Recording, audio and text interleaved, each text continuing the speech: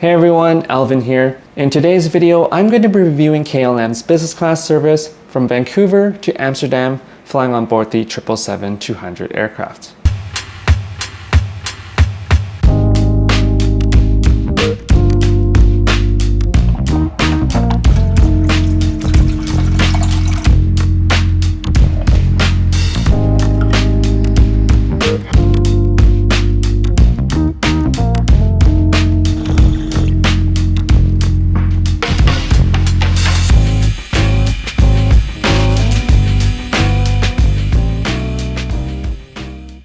After enjoying my morning coffee and doing a bit of last-minute packing, we headed for the airport to kick off our trip to South Africa via Amsterdam.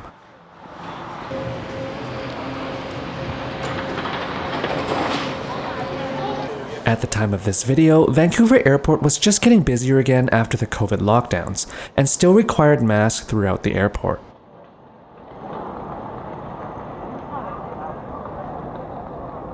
The check-in line for KLM was very busy.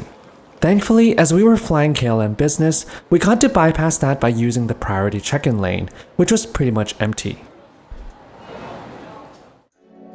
It's been a while since I flew internationally out of YVR, so after passing through security, I spent a bit of time just walking through the terminal, admiring the design and architecture, as well as doing some plane spotting.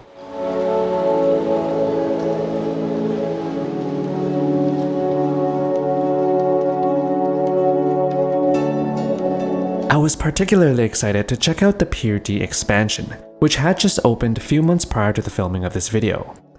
Not only does the Pier D expansion provide additional aircraft gates and retail space for the airport, but also this beautiful new atrium featuring an enclosed outdoor space for passengers to get a breath of fresh air and connect with nature.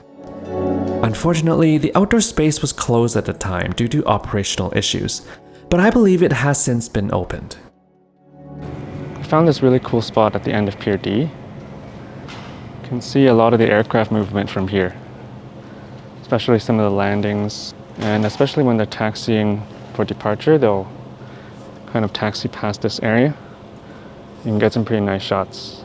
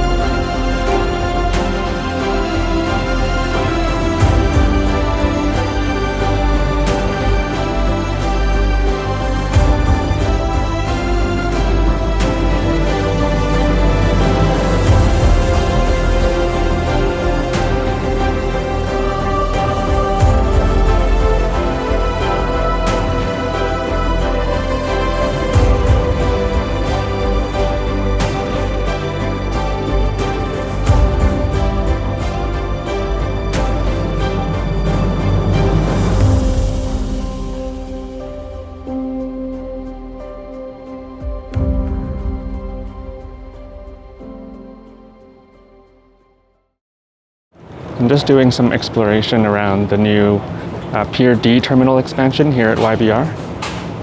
Just checking out some of the viewpoints, doing some gate spotting. As KLM is part of the Skyteam Alliance, we decided to check out the Skyteam Lounge here at YVR. The lounge entrance can be found at the departure level between gate 53 and 54. The lounge itself is one level up, offering some nice views out toward aircraft parked at the gates. The lounge wasn't too busy at the time and featured a good amount of seating, ample natural light, and high ceilings.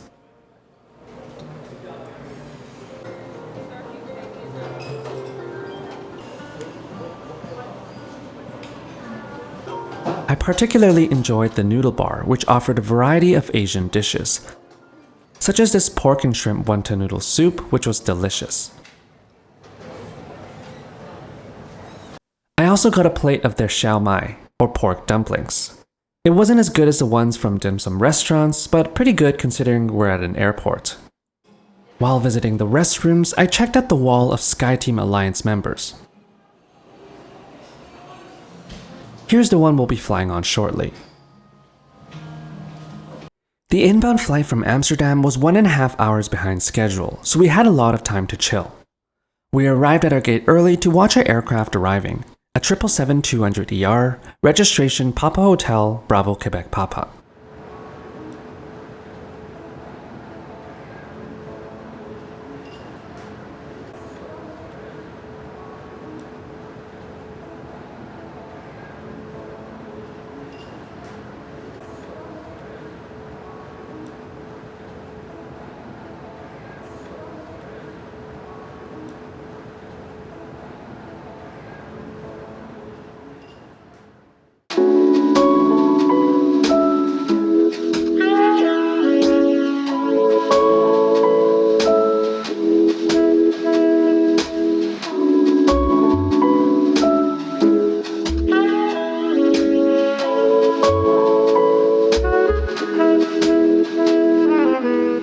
Here's my seat for the flight, 5K, a window seat amongst a 222 cabin configuration.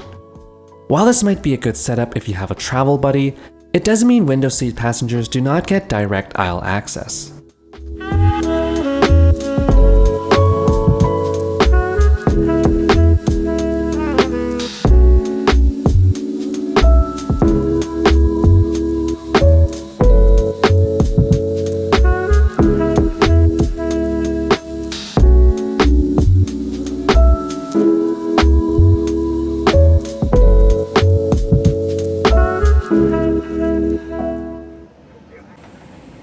In front of the seat is a decent-sized touchscreen display.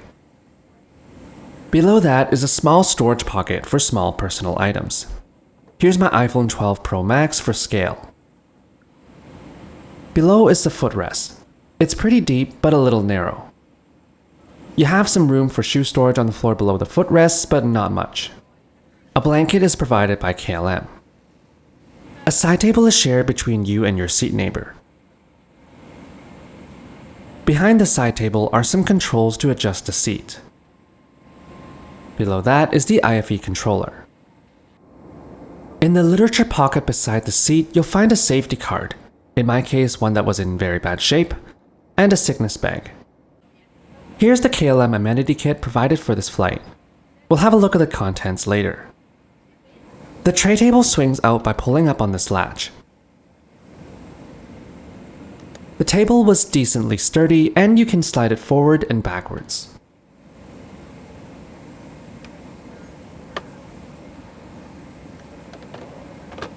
A pillow is provided on the seat for lumbar support. On the rear side of the seat is a storage area where you'll find a water bottle and the noise-canceling headphones.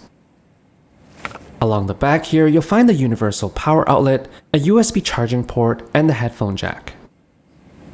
A bit tucked away and hidden behind the seat is a reading lamp and the light controls. Pre-departure beverages were served.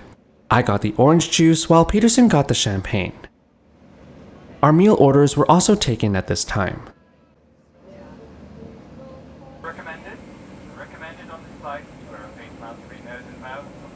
Keep your distance from other passengers and crew and avoid physical contact.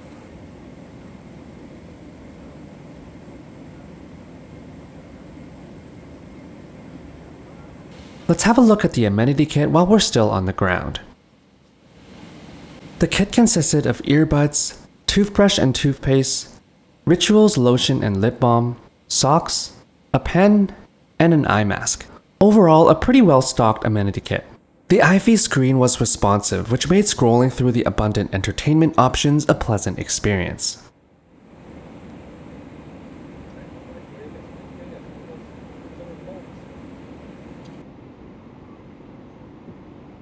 Our flight today will take 8 hours and 18 minutes, with an estimated arrival time at Amsterdam of 12:21 in the afternoon.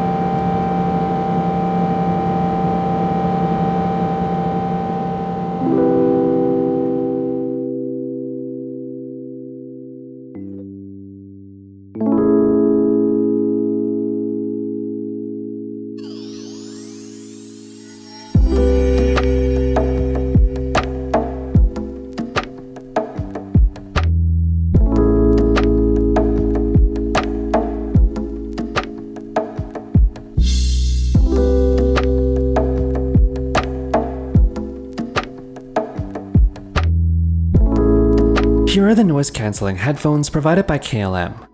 They were pretty comfortable, and I immediately started using it to watch Top Gun.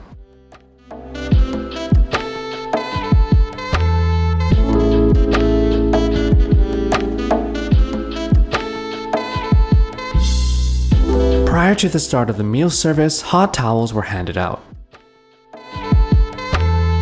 Wi-Fi was available on this flight. You can either use free messaging for an hour, or purchase 1 hour of surfing for €8, surfing for the full flight for 18, or high-speed streaming at €30. I wasn't too bothered, so I just went with a 1-hour free internet. Let's have a look at the menu before the meal service. Feel free to pause the video to read the menu in more detail.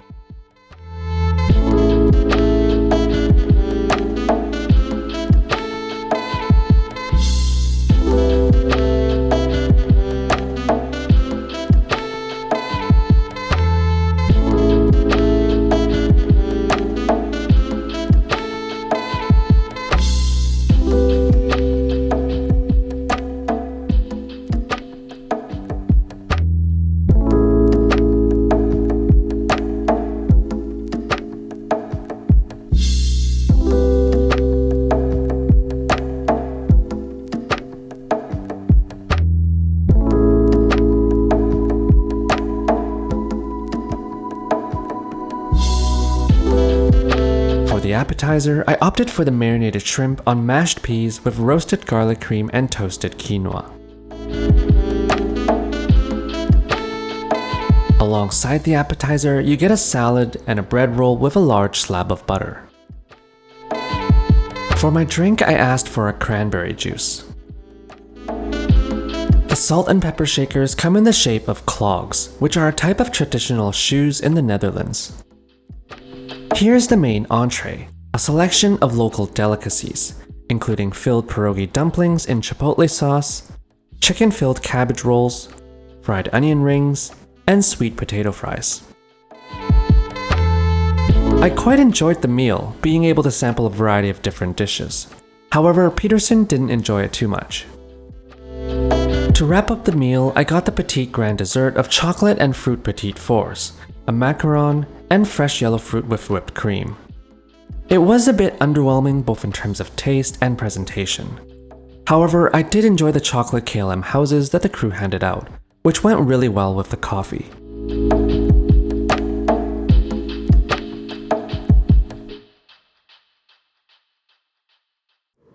Following the meal service was the obligatory lavatory visit.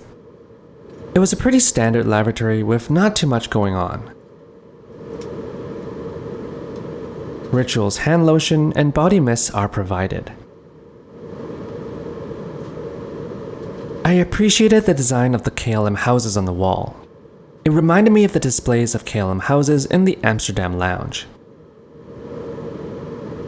After the meal service, it was time to get some rest.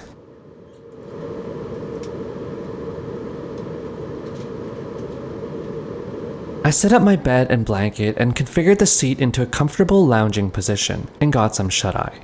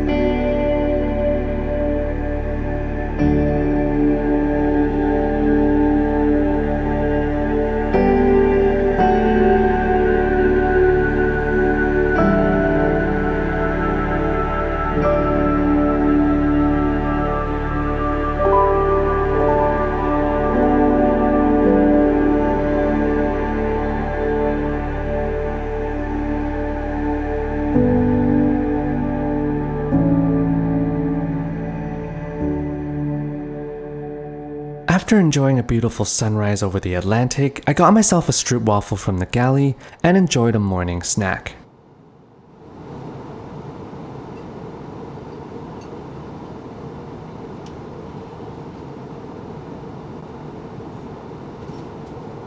Breakfast was served about 2 hours out of Amsterdam. I selected the French toast with vanilla sauce, apple cinnamon compote, and fresh blueberries.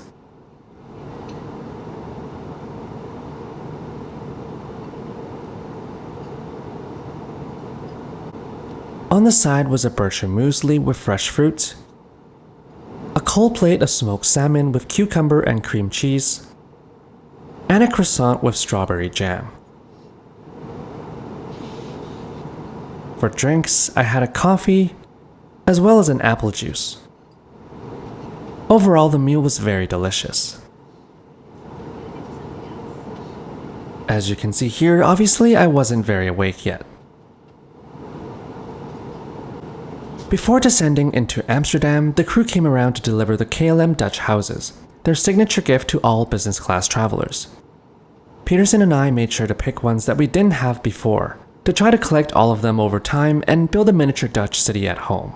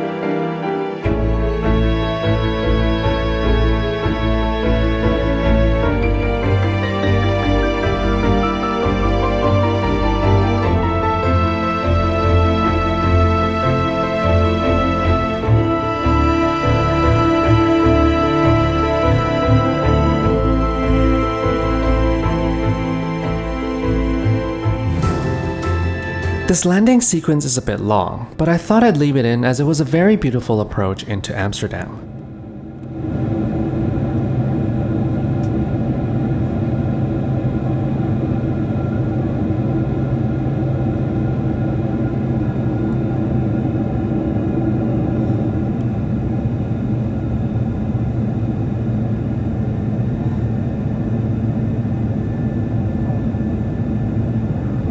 Take your seat.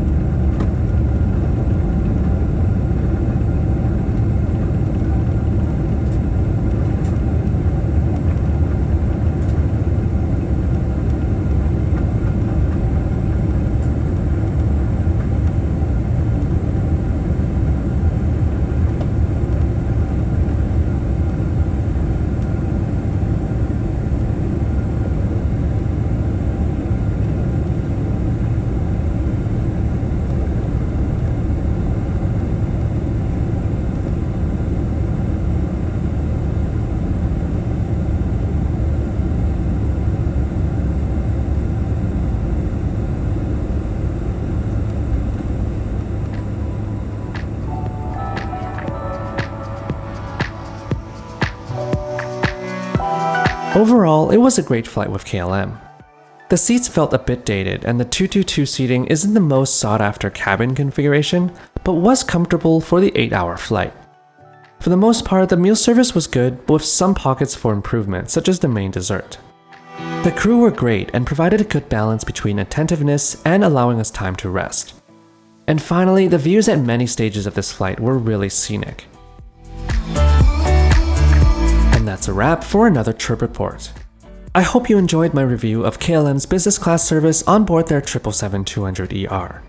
If you enjoyed the video, please consider hitting the like button and subscribing to my channel for more aviation related content.